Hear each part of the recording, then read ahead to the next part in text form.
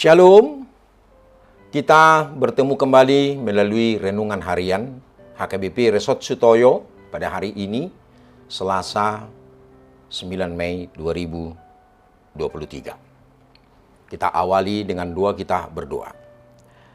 Damai sejahtera yang daripada Allah Bapa yang melampaui segala akal adalah kiranya menyertai hati dan pikiranmu di dalam Kristus Yesus Tuhan kita. Amin.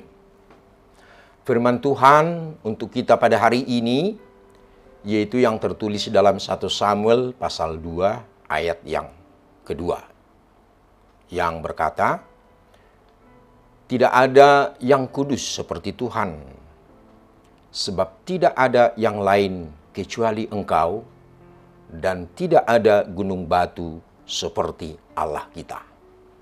Dalam bahasa Batak dikatakan, "Dangadong nabadia tudus sun Jehovah.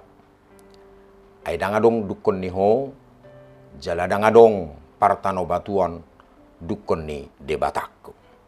Demikian firman Tuhan.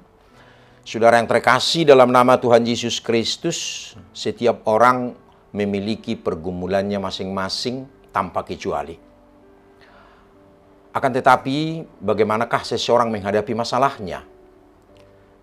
Tidak sedikit orang frustasi karena masalah, berputus asa, sehingga menutup diri dalam segala hal. Nah, sini sebagian dari doa ucapan syukur Hana karena pergumulan beratnya, di mana sebagai istri Elkana belum dapat memberikan keturunan. Secara manusia, Hana sudah hilang pengharapan karena Tuhan telah menutup rahimnya. Ia pun yakin satu-satunya pribadi yang dapat menolongnya adalah Tuhan. Karena itu, segeralah ia datang kepada Tuhan. Di baitnya yang kudus, dengan hati hancur, Hana mencurahkan segala beban hidupnya. Meski dikira mabuk oleh Imam Eli, ia tidak peduli.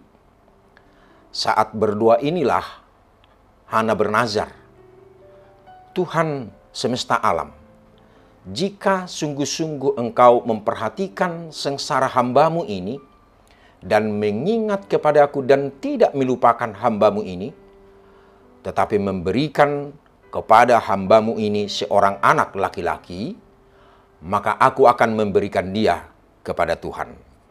Pasal 1 ayat 11. Akhirnya Tuhan pun mengabulkan doa Hana. Setahun kemudian, mengandunglah Hana dan melahirkan seorang anak laki-laki. Ia menamai itu Samuel. Saudara yang terkasih dalam nama Tuhan Yesus, mungkin Tuhan telah menutup rahim Hana selama bertahun-tahun. Tetapi dia tidak pernah menutup telinganya terhadap umat yang siang malam berseru-seru kepadanya. Ketika kita berdoa dengan hati hancur dan berserah penuh memohon belas kasihan Tuhan, pada saatnya dia pasti bertindak dan pertolongannya tidak pernah terlambat. Doa bagi Hana menjadi sumber penguatan dan penghiburan baginya. Pengharapan kepada Tuhan tidaklah sia-sia ketika Tuhan menjawab doanya.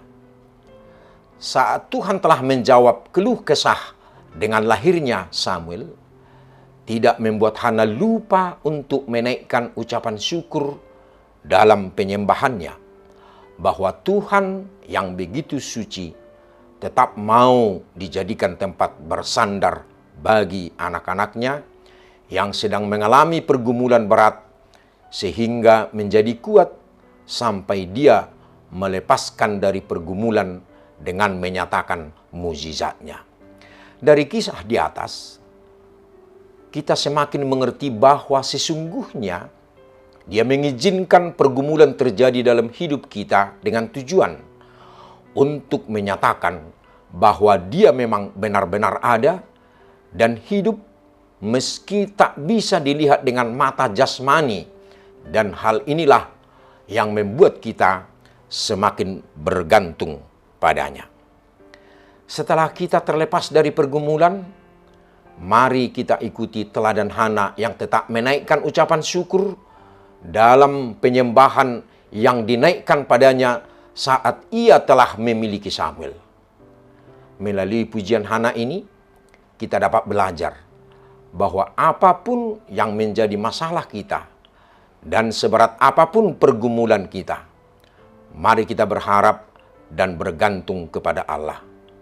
Panjatkanlah doa yang sungguh-sungguh dengan tetap mengagungkan Dia, Allah yang berdaulat atas seluruh hidup manusia. Karena Tuhan kita adalah Tuhan yang dapat mengubah ratapan menjadi tarian, duka menjadi suka. Dan ingatlah selalu bersyukur atas segala perbuatan Tuhan. Amin. Kita berdoa. Bapa yang baik dalam Yesus Kristus, Engkaulah Tuhan yang menjadi tumpuan dan dambaan kami, yang mampu menjawab segala doa-doa kami. Segala puji dan syukur untuk-Mu, karena segala perbuatan-Mu dalam hidup kami. Amin. Saudara yang terkasih, selamat beraktivitas hari ini. Tuhan Yesus memberkati. Shalom.